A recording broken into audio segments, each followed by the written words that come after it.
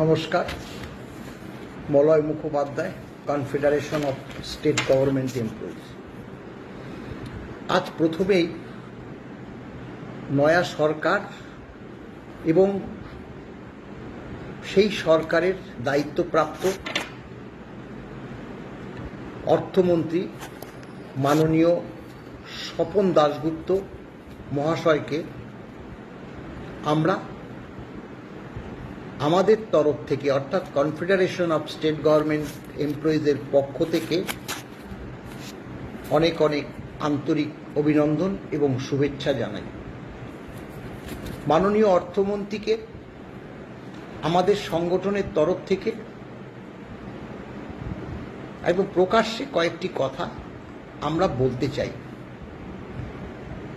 দেখুন, বিগত সরকার অর্থাৎ বামফ্রন্ট সরকার, পরবর্তী তৃণমূল সরকার আমাদের যে বঞ্চনা, সেই বঞ্চনার পরিপ্রেক্ষিতেই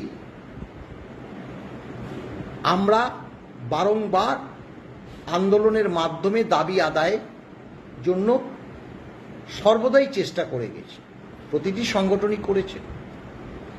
বামফ্রন্ট সরকার তবুও আন্দোলনকে মান্যতা দিয়েছিল, কিন্তু তৃণমূল সেই দিকে একদমই ধ্যান দেয়নি। অর্থাৎ তারা যেটা মনে করেছে সেটাই ক্রমাগত করে চলে গেছে। বামফ্রন্ট আমলে আমাদের যে দাবি দেওয়া বঞ্চনা ছিল, বিশেষ করে যে মহার্ঘ ভাতা বঞ্চনা ছিল, অস্বীকার তো আমরা করি না, কিন্তু পরবর্তীতে তৃণমূল সরকার আসার পরে সেই যে বঞ্চনা অর্থাৎ মহার্ঘ ভাতার বঞ্চনা আকাশচুম্বী হয়ে দাঁড়িয়েছিল। সেই পরিপ্রেক্ষিতে আমরা পঞ্চম বেতন কমিশনের যে নির্দিষ্ট নিয়ম মতো আপনাদের ডবল ইঞ্জিন সরকার আপনারা তৈরি করেছেন, এই রাজ্যে হয়েছে। আপনারা অবশ্যই জানবেন যে কেন্দ্রীয় সরকার সহ অন্যান্য অধিকাংশ রাজ্যে অর্থাৎ যে রাজ্যগুলোতে আপনারা ক্ষমতায় আছেন, বিজেপি ক্ষমতায় আছে, সে সকল রাজ্যগুলো all India consumer price index অনুসারে তাদের কর্মচারীদের দিয়ে থাকে। কেন্দ্র তো দেয়ই বটে। তা আমরা বিগত যে তৃণমূল সরকার নির্দিষ্ট নিয়ম মতো দিয়ে না দেওয়ার পরিপ্রেক্ষিতেই আমরা মামলা যাই এবং সেই মামলা বিস্তারিত ব্যাখ্যা আর আমি এখানে দিতে চাই না। ট্রাইব্যুনাল, উচ্চ আদালত, পরবর্তী একদম সর্বোচ্চ আদালত বলে দিয়েছে যে DA is a legally enforceable right এবং ডিএটা দিতে হবে all India consumer price index অনুসারে। মাননীয় অর্থমন্ত্রী, এর আগে আমরা চারটে সংগঠন মাননীয় মুখ্যমন্ত্রীর সঙ্গে বৈঠকে বসে বিস্তারিত আলোচনা করেছি। সেখানে মাননীয় মুখ্য সচিব, মাননীয় অর্থ সচিবও ছিলেন। তারা সকলেই জানেন যে এই যে বকেয়া ডিএটা তৃণমূল সরকার চলে যাওয়ার আগ মুহূর্তে 4 বছর অর্থাৎ 16 থেকে 19 খোদ রাজ্য সরকারি কর্মচারী এবং পেনশন হোল্ডারদের দিয়েছে, কিন্তু নির্দিষ্ট নিয়ম মতো দেয়নি। কত শতাংশ দিয়েছে আজও আমরা জানতে পারি। এবং সেখানে 2 শ্রেণীর কর্মচারী এখনো পায়নি, গ্র্যান্টিন 8 কর্মচারী এবং কলকাতা কর্পোরেশন এলাকায় বসবাসকারী এবং তারা খোদ রাজ্য সরকারি কর্মচারী। তারা আজকে 2.5 মাস হয়ে গেল, একটা পয়সাও তারা বকেয়া পায়নি। সম্প্রতি আপনারা ক্ষমতায় আসার পরই মাননীয় মুখ্যমন্ত্রী শুভেন্দু অধিকারীর সঙ্গে যেদিন বৈঠক, তার ঠিক আগের দিন হঠাৎ করে কিছু আর্থিক তহবিল বলবো, কারণ আমরা জানি না যে সেটা সে ডিএ বকেয়া ডিএ সেটা বিভিন্ন ট্রেজারিতে ঢুকে গেছে এবং কর্মচারী সমাজের কাছে একটা মেসেজ এসছে। কি মেসেজ? Pension message. বাহ, বকেয়া ডিএর মেসেজ না এসে পেনশন মেসেজ। পরের দিন ব্যাকডেটে একটা অর্ডার দেখলাম, সেই অর্ডারে বলেছে এটা বকেয়া দিয়ে। কোথা থেকে আসলো, কিভাবে দিল, কত শতাংশ দিল, সেগুলো কি আমাদের জানবার অধিকার নেই? সর্বোচ্চ আদালত তো রায় দিয়েছে all India consumer price index অনুসারে ডিএটা দিতে। তাহলে কেন আমরা all India consumer price index অনুসারে ডিএটা পাচ্ছি না এখনো পর্যন্ত? কেন গ্যারান্টিড এইড কর্মচারীরা পাচ্ছে না? কেন এখনো কেএমসি এলাকায় বসবাসকারী একদম মৃত্যুর দোরগোড়ায়, শুনে রাখুন মাননীয় অর্থমন্ত্রী, মৃত্যুর দোরগোড়ায় এসে উপস্থিত হয়েছে।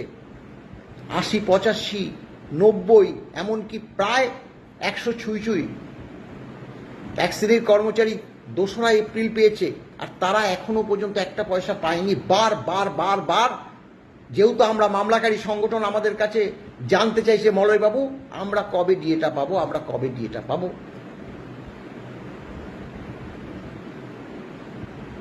যেহেতু আপনারা যদি বলেন আমরা এসছি একটু দেখি, তাহলে এই যে মাননীয় মুখ্যমন্ত্রীর বৈঠকের আগের দিন কেন ডিএটা ঢুকে গেল এক শ্রেণীর কর্মচারীদের? স্বাভাবিকভাবে যারা একদমই পাচ্ছে না আর কিছু অংশ পেয়ে যাচ্ছে, সেটার মধ্যে একটা বিভেদ তৈরি হয় না? আপনারা বলুন। আমাদের বলছে মলয়বাবু আপনারা ঠিকমতো সরকারকে বলতে পারছেন না, তাই আমরা ডিএটা পাচ্ছি। দুঃখজনক, দুর্ভাগ্যজনকও বটে। মাননীয় অর্থমন্ত্রী, আপনি সম্প্রতি দায়িত্বভার নিয়েছেন, স্বাভাবিকভাবেই আপনার সময় লাগবে, কিন্তু আপনি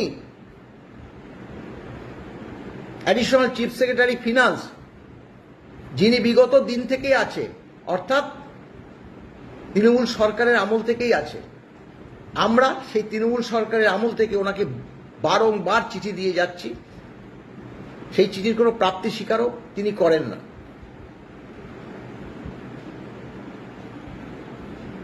আমরা তার কোনো উত্তর পাচ্ছি না। আমরা বিস্তারিত ব্যাখ্যা আপনার কাছে করতে চাই। ডিএ কি, ডিএ কেন হয়, ডিএ কিভাবে দেয়?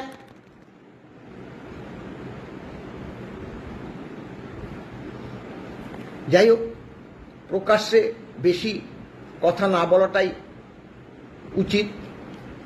আমরা চাই যে আপনি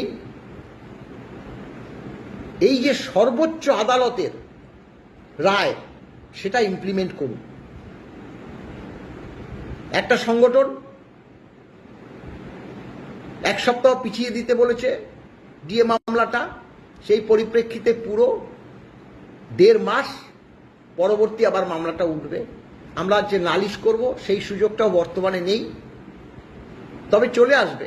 আমরা যদি ডিএটা নির্দিষ্ট নিয়মে না পাই, তাহলে তো আমরা সর্বোচ্চ আদালতে আবার গিয়ে দাঁড়াবো। ডিএ আমাদেরকে দিতেই হবে।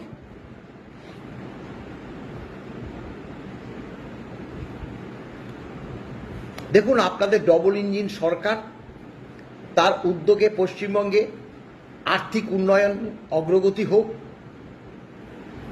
সেটা আমরা চাই। আমরা কেন, প্রতিটি রাজ্যবাসী চাই এই রাজ্যটা একটা নূতন উচ্চতায় পৌঁছক, আমরা চাই।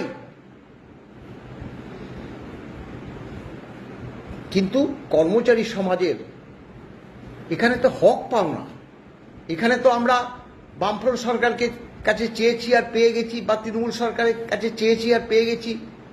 উচিত ছিল, তা তো হয়নি। আমাদের তো সেই সর্বোচ্চ আদালতের দরজা খটখটাতে হয়েছে।